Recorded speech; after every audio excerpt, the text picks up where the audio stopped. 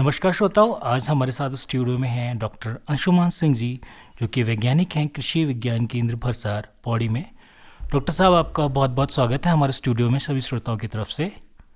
नमस्कार सर। श्रोताओं, आज हम बात करेंगे डॉक्टर साहब से फलदार वृक्षों के बारे में, उनका कैसे रोपण करना है और उनका कैसे प्रबंधन करना है।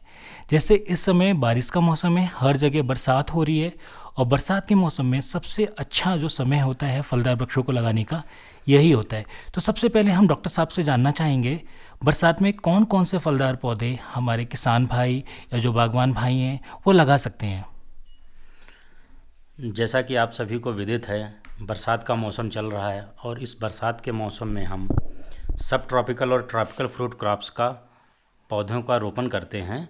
उनमें जो सब ट्रॉपिकल और ट्रॉपिकल फ्रूट क्रॉप्स हैं, उनमें जैसे आम हो गया, अमरूद हो गया, आंवला हो गया, बेल हो गया, पपीता हो गया, केला हो गया, लीची हो गई, कटहल हो गए। तो ये जो हमारे फलदार वृक्ष हैं, इनके पौधों का रोपण जो है बरसात में किया जाता है। जी डॉक्टर साहब, जैसा कि श्रोताओं डॉक्टर साहब ने बताया कि ये सारे फलदार वृक्ष हैं, जैसे आम, अमरूद, बेल, ये सब हम लगा सकते हैं। अब हम डॉक्टर साहब से लगा सकते हैं, डॉक्टर साहब ने बहुत अच्छी जानकारी दी। अब हम जानना चाहेंगे कब और कैसे इनका रोपण किया जा सकता है। डॉक्टर साहब, जो हमारे किसान और बागवान भाई हैं जो कि फलों का बगीचा लगाना चाहते हैं, तो उनको जो है एक विशेष बात का ध्यान ये रखना है कि जो हमारा फल का बगीचा लगता है वो जो है 40 से 45 साल तक के लिए चूँकि लगाया जाता है। जी जी। ये लॉन्ग टाइम इन्वेस्टमेंट है, इसलिए जब भी बगीचा लगाएं तो उसके सबसे पहले अच्छे से प्लानिंग करें। और ये प्लानिंग का काम जो है आपको हमें जुलाई और अगस्त में अगर बगीचा लगाना है तो हमें ये प्लानिंग अप्रैल से शुरू कर देनी है। अप्रैल में हमें प्लानिंग कर लेनी है और प्लानिंग के साथ साथ जो है जो हम योजना बनाएंगे उसमें हम अपना लेआउट भी बना लेंगे कि हमारे पास कितनी हेक्टेयर भूमि है या कितनी नाली भूमि है, कितने पौधे लगेंगे, किस दूरी पे लगेंगे, कौन सी वैरायटी लगानी है। तो इसका जो है हम सब प्लानिंग करके और लेआउट बना लेंगे। जब अप्रैल में लेआउट बना लेते हैं तो अप्रैल के पश्चात में आता है महीना मई का। मई के महीने में हम जो है गड्ढों की खुदाई करते हैं, डिगिंग ऑफ पिट्स। जो हम गड्ढे खोदेंगे उन गड्ढों की जो गहराई और चौड़ाई होगी वो 1 मीटर रखते हैं। 1 मीटर के हम गड्ढे खुदाई कर लेते हैं और जब मई में हम गड्ढे खोद देते हैं तो उन गड्ढों को हम खुला छोड़ देते हैं 1 महीने के लिए। तो मई से जून वो गड्ढे जब खुला रहेंगे तो उन गड्ढों में जो हार्मफुल जीवाणु हैं वो सारे धूप की रोशनी से जो है वो मर जाएंगे, तो कोई भी बीमारी वगैरह नहीं आएगी। और जब जून में हमने मई में गड्ढे खोद लिए और जून का महीना जब आता है तो हम उन गड्ढों को फिल करते हैं, फिलिंग ऑफ पिट्स।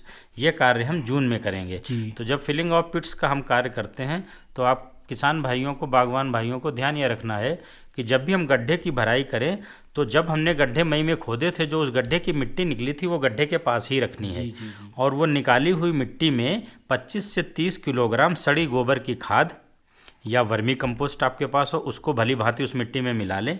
मिलाने के पश्चात में हम 500 ग्राम एसएसपी सिंगल सुपर फास्फेट को भी उसमें मिला लें प्रति गड्ढे, और उस मिट्टी को अच्छी से मिला करके और उस गड्ढे को आप भर दें। तो ये जो फिलिंग ऑफ पिट्स का कार्य है वो हम जून में करें। जून में जब हमारे गड्ढे भर जाएंगे और जो हमने पौधे लगाने के लिए खोदे थे, जब फिलिंग ऑफ पिट्स हो गई तो गड्ढे भरते समय एक चीज़ का ध्यान रखें हमारे काश्तकार भाई कि जब गड्ढा भरें तो वो ज़मीन से 4 से 6 इंच ऊपर उठा करके भरें, ताकि जब बारिश का पानी उसमें रुके ना और गड्ढे में मिट्टी बैठे ना। चूँकि मिट्टी बैठेगी तो जो 4 से 6 इंच हमने उठा करके गड्ढा भरा है वो एक लेवल में मिट्टी आ जाएगी। और जब जून में हमारी तैयारी हो जाएगी गड्ढों की तो जुलाई में जब हम आएंगे तो जुलाई में हमें अपने पौधों का रोपण करना है। तो जो भी हमारे ये आम, अमरूद, आंवला, बेल, पपीता, लीची हैं, इन पौधों को हम जुलाई से अगस्त के महीने में भली भांति लगा सकते हैं। जी डॉक्टर साहब, आपने बहुत अच्छी जानकारी दी हमारे सभी किसान भाइयों को। किसान भाइयों, जैसा कि डॉक्टर साहब ने बताया, सबसे पहले प्लानिंग करनी है। आप लोगों ने प्लान कर लिया होगा हमें किस चीज़ का बगीचा लगाना है, क्या उसके लेआउट करना है, फिर डिगिंग कर ली। अब जैसे जुलाई का मौसम चल रहा है, इस समय जुलाई का महीना है तो जुलाई के महीने में बरसात होती है। तो बरसात में इस समय जैसे डॉक्टर साहब ने बताया कि जो गड्ढे हैं आपको थोड़ा ऊपर तक भरना है, जिससे कि आराम से जो भी है, आपका कहने का मतलब डॉक्टर साहब ने इस समय हमें जो हमारी उपचारित करने की बात कहते हैं, जैसे कि हमारी जो मिट्टी है उसको उपचारित करना है पौधे लगाने से पहले का। तो डॉक्टर साहब ये सारे काम उसे उपचारित करने के में प्रक्रिया में ही शामिल होते हैं।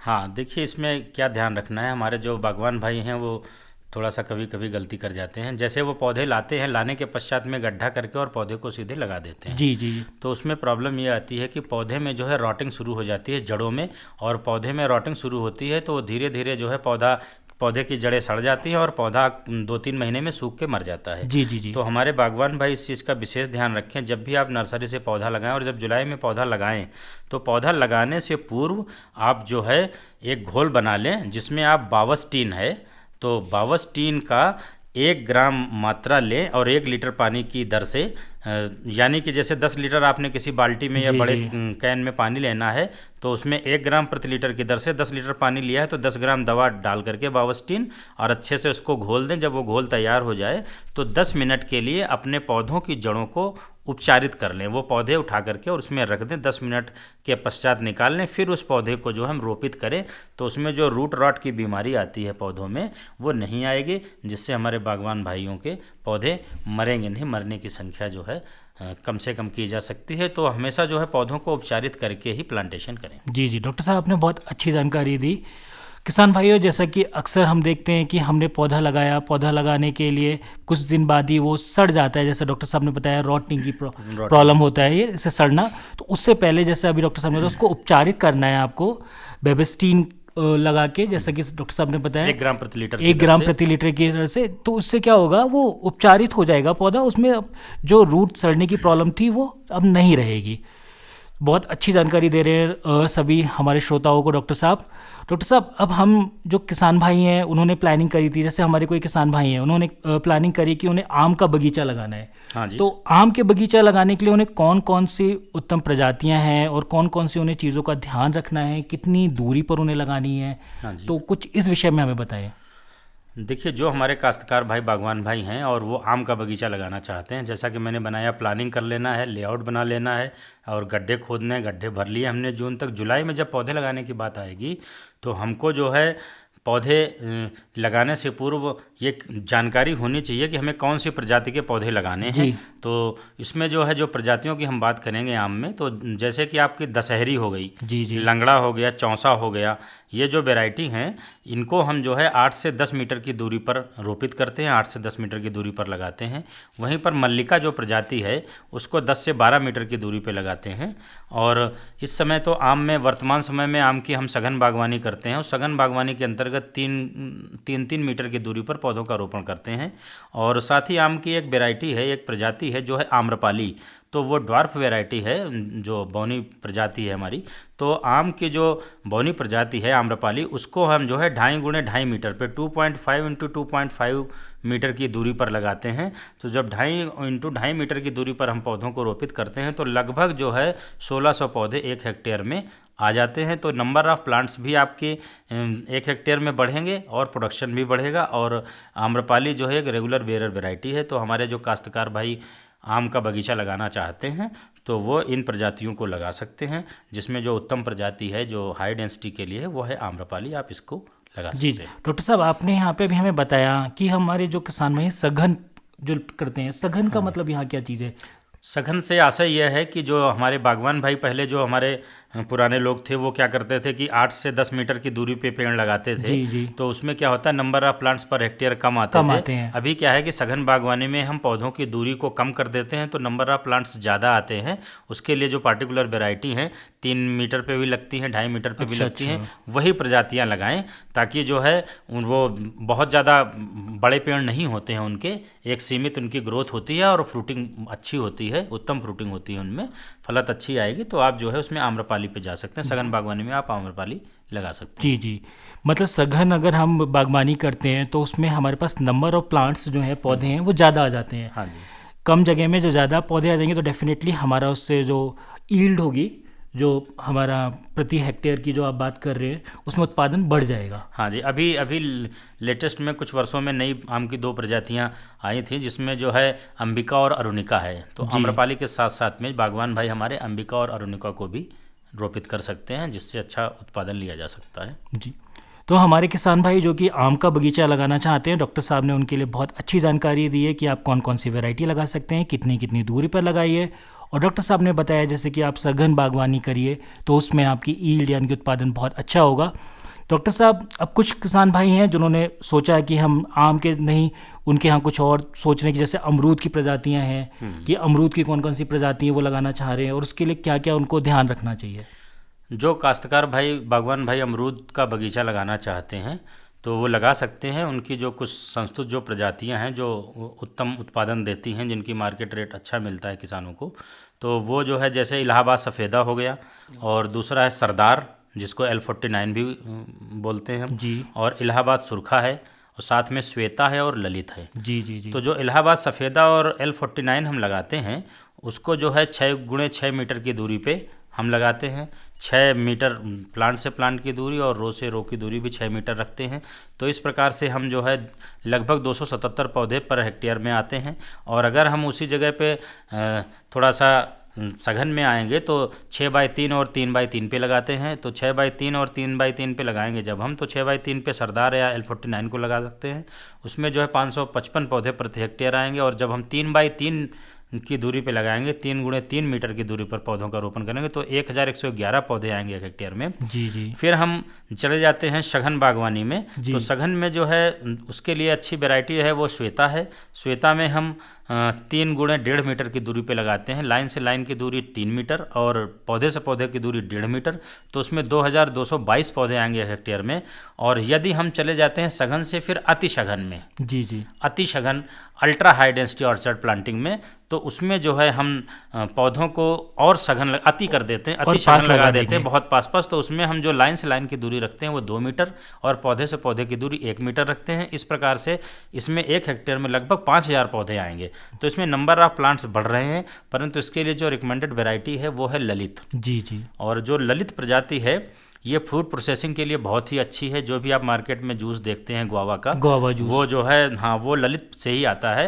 ललित प्रजाति से प्रोसेसिंग वैरायटी इससे तैयार किया जाता है। क्योंकि ललित वैरायटी में एक जो माइनस पॉइंट हम कहेंगे उसमें यह है कि उसका सीड बहुत हार्ड होता है। तो खाने में जो है जब भी खाते हैं तो वो थोड़ा सा सीड हार्ड होता है, तो कम पसंद करते हैं लोग। तो वो प्रोसेसिंग की अच्छी वैरायटी है और प्रोडक्शन बहुत अच्छा है। वहीं पे श्वेता अगर हम लगाते हैं तो श्वेता का जो है सीड सॉफ्ट होता है और टेस्ट बहुत अच्छा होता है और वाइट फ्लश लिए हुए होता है। और ललित का जो है रेड कलर का फ्लश होता है। तो आप ललित और श्वेता को लगा सकते हैं और अल्ट्रा हाई डेंसिटी की आप जो है क्रॉप लगाएं और अमरूद को जो है अतिशगन बागवानी में लगा के अच्छे से अच्छा उत्पादन ले सकते हैं हमारे काश्तकार भाई। जी जी डॉक्टर साहब, जैसे हमने आम और अमरूद की बात करी, इस समय हमारे कुछ किसान भाई हैं जो चाहते हैं कि औषधीय पौधे जैसे कि आंवला है, आंवला का भी वो बगीचा लगाना चाहते हैं। तो आंवला में कौन कौन सी प्रजातियाँ वो लगा सकते हैं?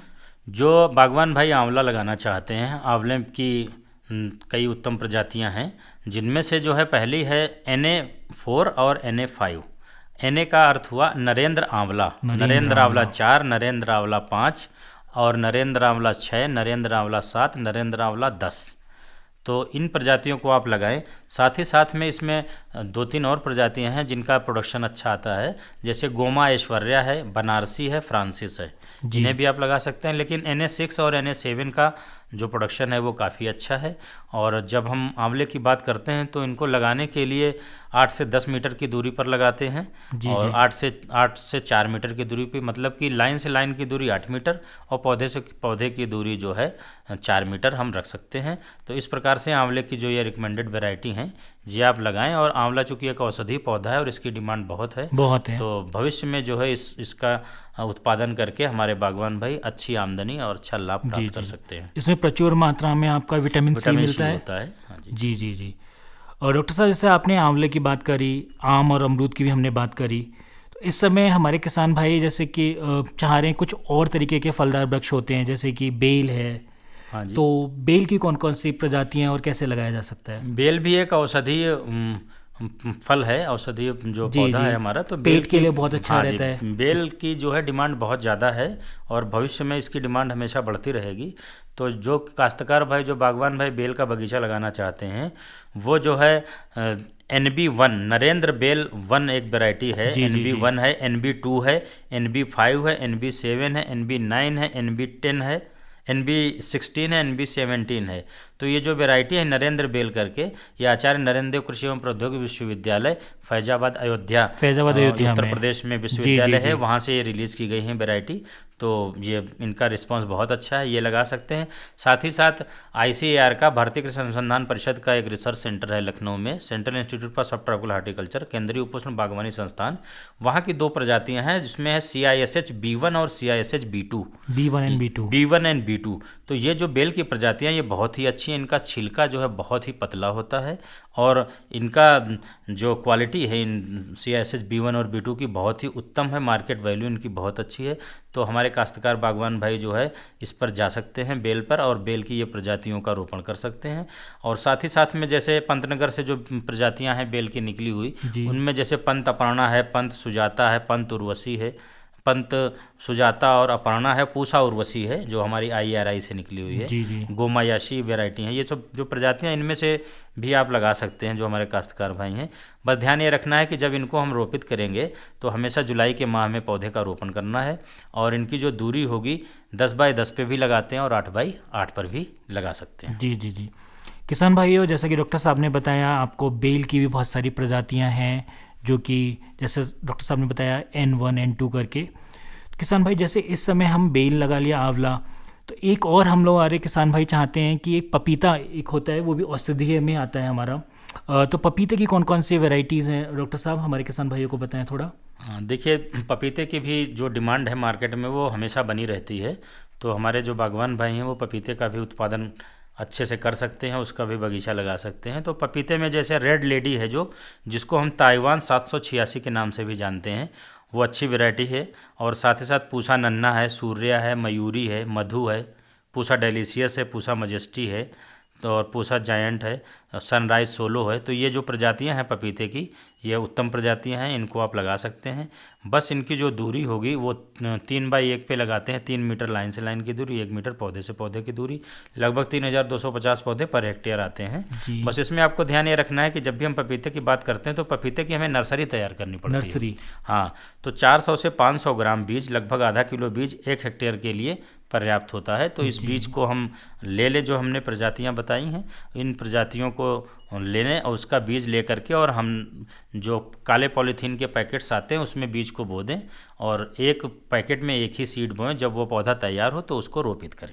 डॉक्टर साहब, जैसे आपने बताया कि हमें इसकी नर्सरी तैयार करनी पड़ेगी पपीते की, तो हमारे किसान भाई इसका बीज कहाँ कहाँ से ले सकते हैं, अच्छा बीज? अच्छा बीज आप जो है जब भी किसान भाई हमारे जाएंगे तो किसी जो सरकारी संस्थान है वहाँ से लें, और साथ ही साथ जो अच्छी कंपनियों का बीज आता है उससे आप ले सकते हैं। लेकिन वैरायटी में फ़र्क नहीं होना चाहिए। जो प्रजाति हमने बताई है जैसे ताइवान 786, इसको कई कंपनियां बनाती हैं। जी जी। तो कुछ रिकमेंडेड जो कंपनीज़ हैं उनसे लें, और सरकारी संस्थान से कोशिश करके जब भी बीज कोई भी खरीदें आप, तो सरकारी संस्थान लें। और जब भी कोई पौधा आपको ख़रीदना है, प्लांटिंग मटेरियल लेना है, तो वो भी जो है ICAR के किसी इंस्टीट्यूट से आप खरीद सकते हैं। जी। किसान भाइयों, जैसा आप सुन रहे हैं, डॉक्टर साहब हमें बहुत अच्छी अच्छी जानकारी दे रहे हैं सभी फलदार वृक्षों के बारे में, कैसे लगाना है, कौन कौन सी उनकी प्रजातियां हैं।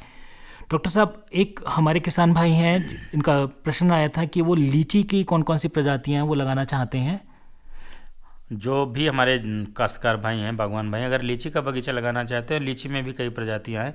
जैसे जब हम लीची में बात करते हैं तो उसमें कुछ लीची जो है हमारी अगेती तैयार हो जाती है, जी। कुछ मध्यम समय पे आती है, कुछ पछेती प्रजातियां हैं।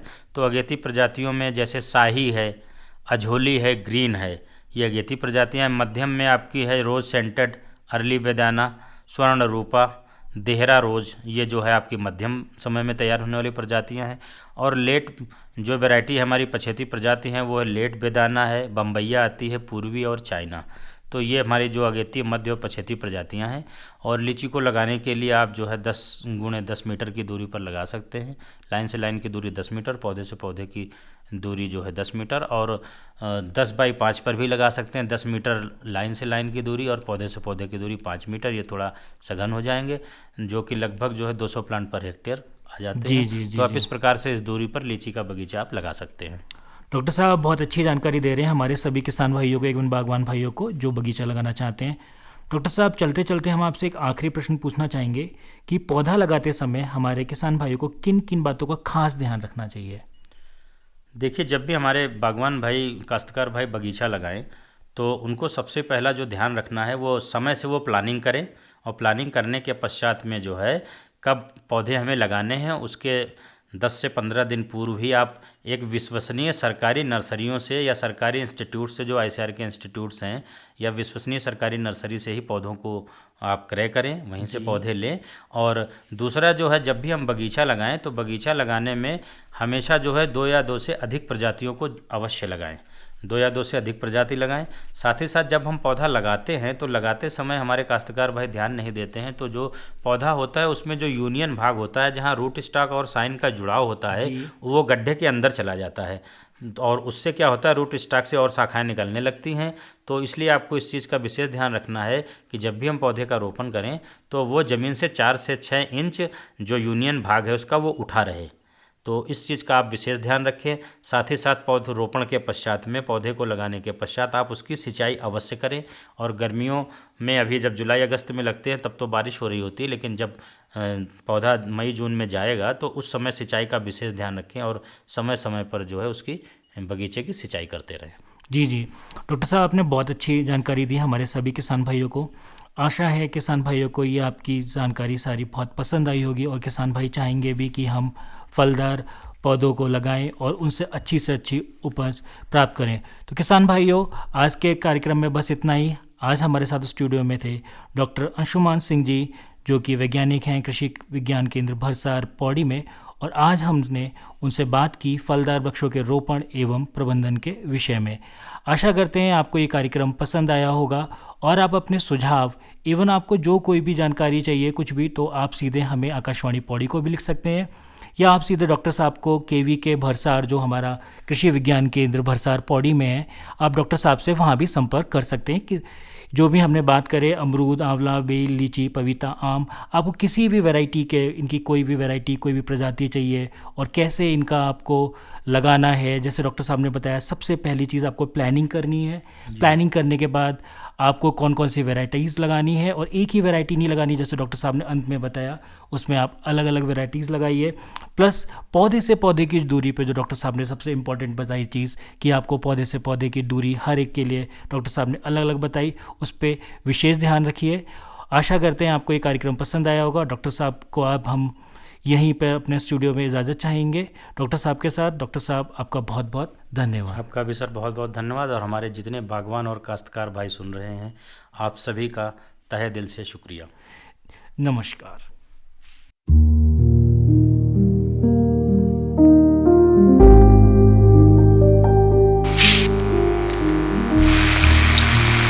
अभी आप सुन रहे थे फलदार वृक्षों का रोपण एवं प्रबंधन विषय पर डॉक्टर अंशुमान सिंह से लखन स्वरूप गंगवार की भेंट वार्ता। हम आकाशवाणी के पौड़ी केंद्र से बोल रहे हैं।